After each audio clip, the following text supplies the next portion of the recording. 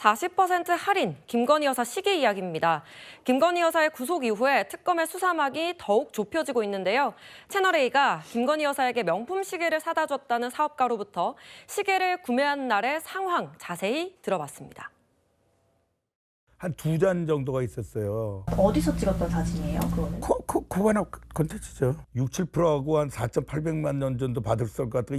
3,500에 산다니까. 뭐 영부인님 저 시계 사러 왔습니다. 뭐 이런 식으로. 예, 여기서 확인이 돼야 되기 때문에 그러면서 예, 됐죠? 이러면서 했던 것 같아요. 아, 고맙습니다. 그러고 시계가 너무 싸게 내가 사서 그게 미안한지 거의 감사의 표현을 하고 조심해 주세요 그러더라고. 좀 불편하게. 그러다가 일주일쯤 있더니 제 거 뭐 다 지워주세요. 옛날에 둘이 통화했으니까 그거 다 지워달라고 그러더라고.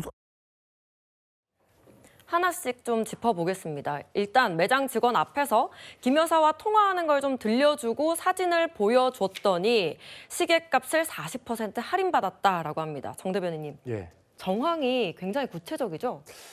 그 서보 씨가 다른 방송에 나와서는 이 정도로 생생하게 자기가 어떻게 꾸며내서 이야기할 수 있겠냐. 제가 천재도 아닌데 네네. 이렇게 얘기를 하더라고요. 예. 물론 아직 뭐 김 여사 측에서 이렇다 할 얘기가 나오지 않았으니까 지금 서 씨가 하는 말이 100% 진실이다 이렇게 단언할 수는 없겠지만 그렇죠. 예.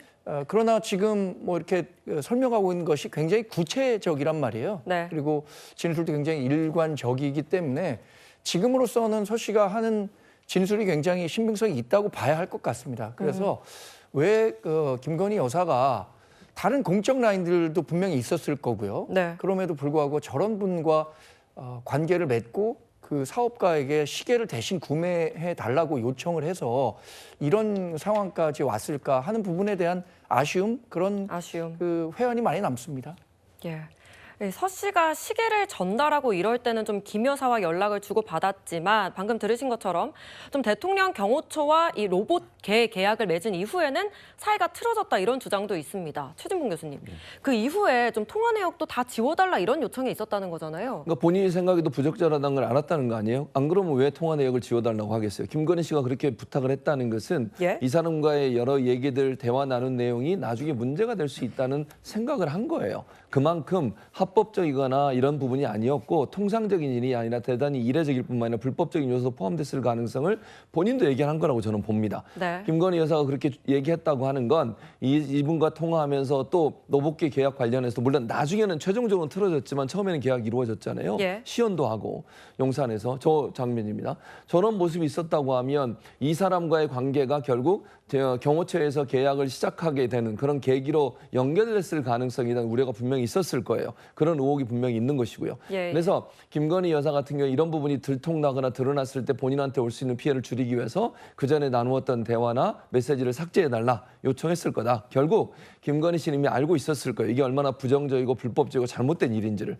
그러면서도 그런 행동을 했다는 게 대단히 유감이고요. 아니 대통령 부인이라는 사람이 다른 사람한테 할인해서 시계 사달라고 할 얘기입니까? 본인이 가서 직접 사든지요 그러면. 이런 일이 벌어졌다고 하는 것 자체가 참 참담하다는 생각이 듭니다. 네, 이 특검 수사와 관련해서 또 핵심 인물이 있죠. 바로 김예성 씨입니다. 김건희 여사의 측근으로 알려진 김 씨의 신병을 특검이 확보했습니다. 저는 무고하고 떳떳하며 어떠한 부정이나 불법적인 일에 관여한 바가 없습니다. 대가성 투자 의혹은 어떤 입장이신가요? 34억 8천만 원 횡령 안 하셨을까요? 네, 김예성 씨는요, 어떠한 부정이나 불법적인 일에 관여한 바가 없다 이렇게 밝혔습니다. 하지만 법원에서는요, 증거를 인멸할 염려와 도망할 염려가 있다고 구속영장을 발부한 겁니다. 구속 전 피의자 신문 과정에서 김 씨는 김건희 여사에 대해서 이익에 민감해서 김 여사가 누굴 위해 영향력을 행사해 줄 성격이 아니다. 이런 취지로 발언을 했다고 하는데요. 성춘 부의장님, 예. 어떻게 보면 뭐 김 여사와의 관계를 좀 단절하는 듯한 그런 얘기로도 들리는데 어떻게 들으셨습니까? 일단 김여성 씨 입장에서는 본인의 그 범죄 혐의를 계속 벗어내기 위해서 저런 주장들을 하겠죠. 예.